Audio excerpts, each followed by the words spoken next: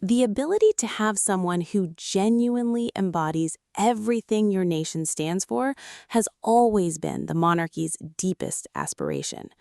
The room fell completely still, not the composed stillness of royal ceremony, not the practiced quiet of a scheduled gathering. This was the kind of stillness that descends after a tremor, that breathless, suspended moment after the earth has already shifted beneath everyone's feet. And standing at the center of it all was Princess Anne. No raised voice, no shaking hands, no tears, just a woman who had spent a lifetime observing, recording, and waiting, and who had finally determined that the time for patience had passed. What unfolded behind those palace doors on that remarkable day has since been murmured about in royal inner circles, examined by those closest to the crown, and carefully reconstructed by people who were there. And today, we are drawing that velvet curtain back entirely, because this was not merely a confrontation, this was a reckoning. And by the time we are finished, you will find yourself asking one question above all others. How did it take this long? Who is Princess Anne, really? To grasp what happened inside that room, you must first understand the woman who walked into it. Princess Anne, the Princess Royal, is by virtually any honest measure the most dedicated working member of the British royal family. She holds over 300 official patronages. She has fulfilled public engagements year after year with a discipline that would humble people decades younger. She does not chase media attention. She does not sit for interviews calculated to generate public sympathy. She does not engage with the press as a tool for personal positioning. And that, precisely, is what makes her so formidable to those who do. Anne has existed inside the institution of the monarchy for her entire life. She was born into it, shaped by it, held accountable to it, and ultimately formed by a deep and unshakable conviction that the crown is not something to be claimed, it is something to be carried. She watched her mother, Queen Elizabeth II, carry it for 70 decades with a grace that defined an era. She watched her brother, Charles, labor beneath its weight across a lifetime. And she watched quietly, carefully, as the individuals who joined that family through marriage either grew into the institution's demands or began, piece by piece, to bend the institution toward their own. Nobody in that family understands the difference between those two things more clearly than Anne. Now, here's a question for those of you watching right now. Do you believe the royal family has Of grown their stronger plans or for the weaker royal since the cellars passing of and Queen their Elizabeth? influence Share over your thoughts below. We genuinely want to know, because that question sits at the very core of everything we are about to examine. Camilla's ascent, the journey that defied all logic.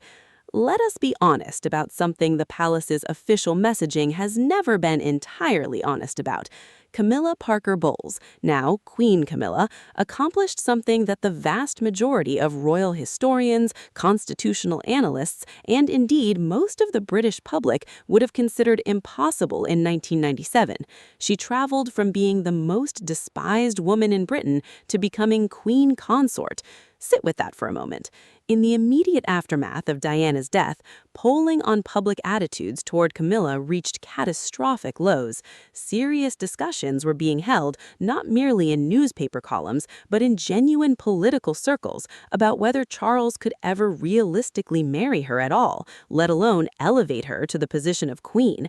The practical, emotional, and constitutional obstacles appeared overwhelming. And yet, here we are.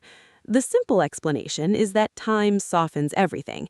The more perceptive explanation, the one you will hear from royal insiders speaking carefully and off the record, is that what happened was not organic, it was orchestrated, slowly, patiently, with remarkable precision. Over a period of years, Camilla's public image was rebuilt with surgical care. Unfavorable coverage was managed. Carefully timed appearances reinforced a gentler narrative. Media relations were cultivated with extraordinary deliberateness. The right photographs surfaced at the right moments. The right alliances were formed. Opposition, where it existed, was quietly and efficiently neutralized. And it worked. By the time Charles ascended to the throne, the public had largely, if not enthusiastically, accepted Camilla as a fixture of the modern monarchy. But here's the question that those inside royal circles began asking, the question, according to sources close to the family, that eventually arrived at Anne's attention with sufficient weight that she could no longer set it aside. When does rehabilitation become repositioning? And when does repositioning become something that threatens the institution itself? Share your thoughts below. We genuinely want to know, because that question sits at the very core of everything we are about to examine. The quiet expansion, what nobody was meant to notice. This is where the story becomes both genuinely compelling and genuinely unsettling.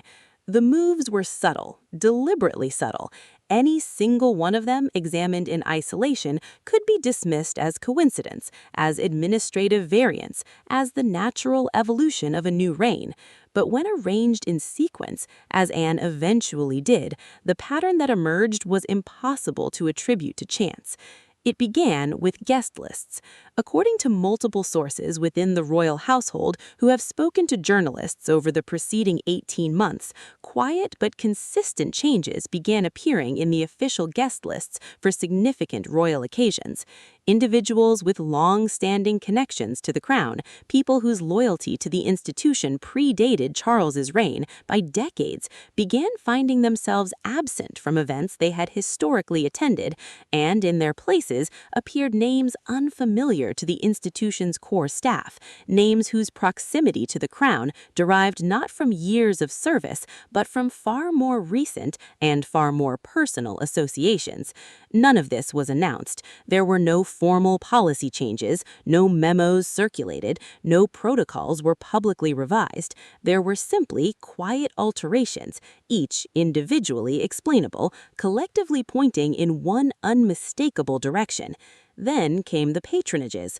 Several organizations operating under established royal patronages began receiving what sources describe as directional input that gently shifted their priorities, their public profiles, and in some cases the composition of their leadership.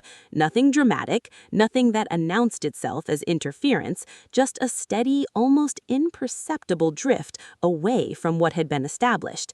And then, and this is the detail that reportedly struck Anne with the greatest force, came the ceremonial modifications, small adjustments to the conduct of certain royal rituals, subtle changes to precedent at official functions, alterations to how specific titles were spoken during formal proceedings, each one defensible in isolation.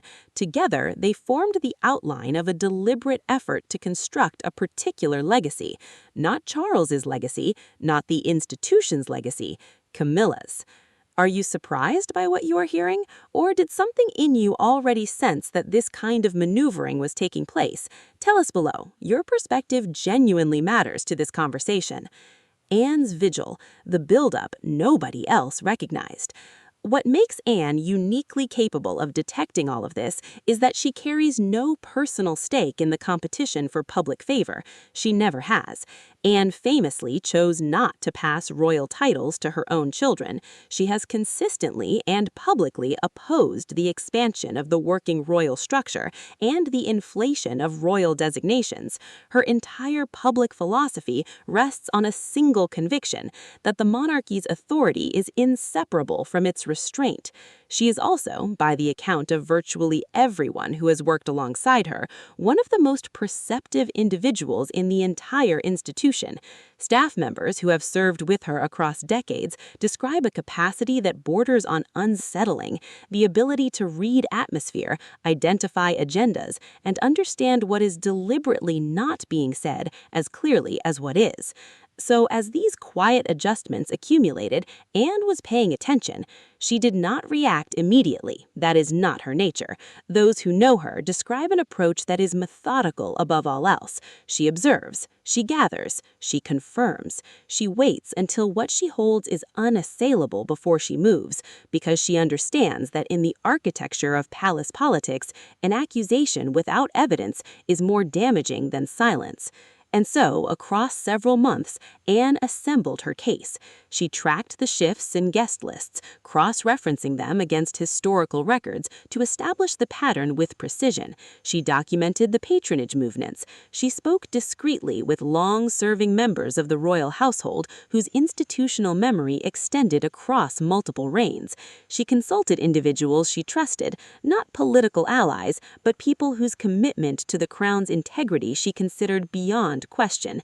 And when she was ready, when what she held was not suggestive but definitive, she moved. But not in the way anyone anticipated. The day everything changed, inside the confrontation. There are moments in the life of great institutions that never reach the public record at the time they occur, moments sealed behind closed doors, witnessed by a handful of people, and known to the outside world only through fragments, a carefully chosen word, a meaningful silence, an expression that those present. What happened on that day was one of those moments.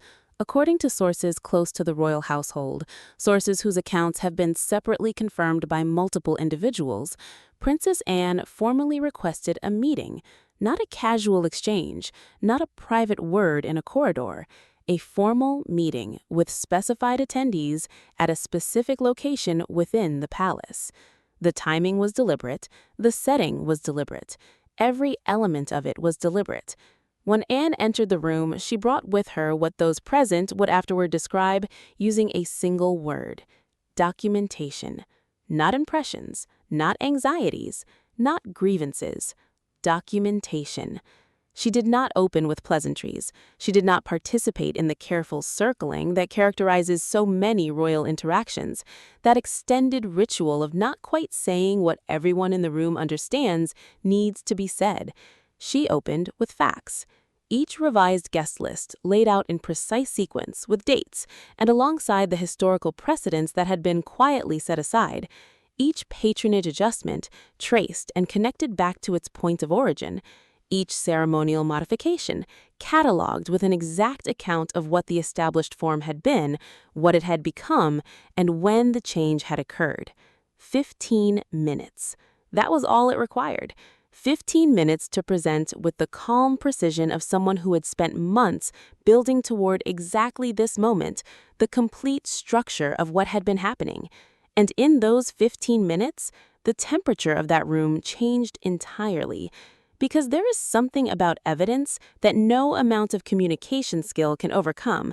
You can contest an accusation, you can reframe a rumor, you can redirect a question, but you cannot argue with documentation arranged by date and category on the table directly in front of you. There were no theatrical denials. There was no eruption of emotion. There was, according to those who were present, something considerably more devastating than either. There was silence. And in that silence, every person in the room arrived at the same understanding, not because Anne had guided them there, but because the evidence had left them no other destination. Anne's voice, those present later recalled, never climbed above its ordinary register. It had no need to. The weight of what she was presenting did not come from volume. It came from precision. And then came the moment that has been spoken of in hushed tones ever since. She looked directly across the room and delivered 4 words that cut through every layer of protocol, every carefully maintained fiction, every polished public narrative. You're not queen material. 4 words, no heat behind them, no theatrical emphasis, no visible emotion, just absolute and devastating finality. What those 4 words actually mean. Before we continue, and there is considerably more to examine, let us pause on those 4 words, because to feel their full weight, you have to understand what queen material actually means within the language of the British monarchy. It is not principally a comment about lineage. Charles himself, in marrying Camilla and ultimately having her recognized as queen consort, resolved that question by legal and official means. It is not a comment about polling figures. Camilla's public approval, while never commanding, had stabilized and in certain quarters edged upward. Queen material, in the institutional language that Anne has spoken fluently since childhood, carries a precise and profound meaning. It means being someone who serves the crown rather than someone who draws upon the crown for their own purposes. It means comprehending that the monarchy's true power, the power that has carried it through revolutions, wars, abdications, and scandals across centuries, flows entirely from the public's belief that those who hold it exist in service to something greater than themselves. The instant that belief fractures, the instant people begin to suspect that the institution is being steered by private ambition, the entire structure becomes exposed. Anne has devoted her life to protecting that belief. And what she laid out in that room was, in her assessment, a direct assault upon it. Here is something worth sitting with. Do you believe it is genuinely possible to serve the monarchy with full integrity while also holding personal ambitions? Is that a fundamental contradiction, or can both exist together? Share your thoughts in the comments, because that question sits at the philosophical center of this entire confrontation. The aftermath, how the room changed. Let us consider what unfolded in the immediate wake of those 15 minutes. Those present described what followed not as immediate, decisive action. These are not people who operate through impulse, but a visible and unmistakable recalibration, a shift in the atmosphere of the room that communicated without words that the fundamental dynamics had been permanently altered.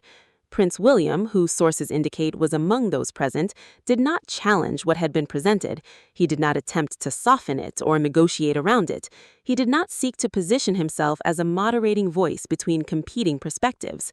What followed became known among insiders as the Royal Operations Statute, a structural framework that, while not newly created, had never previously been deployed in precisely this manner.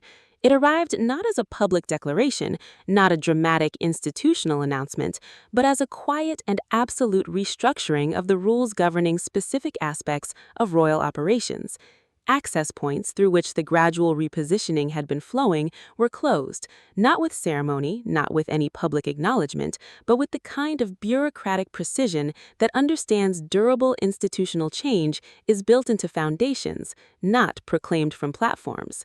Individuals who had been drawn into the orbit of royal operations through personal rather than institutional channels found their access quietly narrowed, not dramatically revoked, nothing so conspicuous as that, simply redirected, managed back within appropriate boundaries. And the ceremonial adjustments were reversed, without explanation, without acknowledgement that they had ever been made, simply restored to their established forms as though the alterations had never occurred. To the outside world, to the press, to the public, nothing appeared to have changed. The palace maintained its scheduled calendar. The official diary proceeded as normal. The faces at public engagements remained composed in their customary expressions of careful neutrality. But inside, the landscape had shifted entirely. The deeper history, why this was always coming. To fully understand why this confrontation happened when it did, and in the manner it did, we need to step back from the specific moment and consider the longer arc. The tension between those born into the monarchy and those who enter it through marriage is not a modern phenomenon. It is in many respects as old as the institution itself, and it is at its core a tension about legitimacy.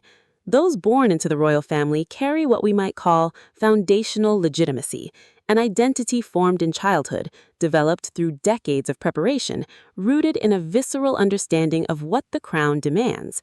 They did not select this life, it was assigned to them, and that assignment, paradoxical as it may seem, is the very source of their authority within the institution.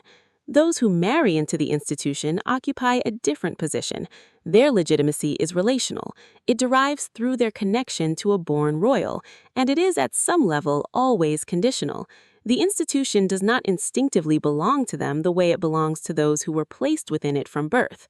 They are required to earn their position within it by demonstrating over time and through consistent action that they understand the institution's primacy over their own preferences. The difficulty emerges when someone who was married into the institution begins to conduct themselves, consciously or otherwise, as though the institution exists for them to shape rather than for them to serve. Anne has encountered this pattern before, not with Camilla specifically, but with others.